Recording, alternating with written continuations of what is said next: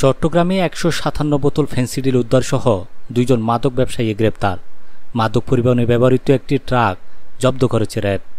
মাদক ব্যবসায়ী একটি ট্রাকযোগে অবৈধ মাদকদ্রব্য বহন করে বিক্রয়ের উদ্দেশ্যে ফেনী হতে চট্টগ্রামের দিকে আসার সময় গোপন সংবাদের ভিত্তিতে ৩ সেপ্টেম্বর আনুমানিক ২ ঘটিকায় র্যাব ৭ ঢাকা চট্টগ্রাম মহাসড়কের ফেনী মডেল থানাধীন স্টারলাইন এলপিজি ফিলিং স্টেশন ফতেপুরের সামনে পাকা রাস্তার উপর বিশেষ চেকপোস্ট স্থাপন করে গাড়ি তল্লাশি শুরু করে।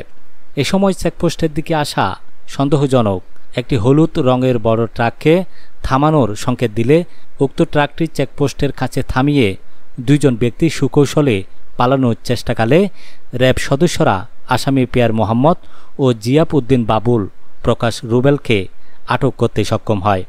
এ সময় আসামিদের দেখানো মতে তাদের নিজ হেফাজতে থাকা ট্রাক চালকের আসনের পিছনে বিশেষ সুকৌশলে লুকানো নীল রঙের প্লাস্টিকের বস্তার ভিতরে পলিথিন দ্বারা মোড়ানো ১৫৭ বোতল ফেন্সিডিল জব্দ এবং মাদক পরিবহনে ব্যবহৃত ট্রাকসহ আসামিদের গ্রেপ্তার করা হয়।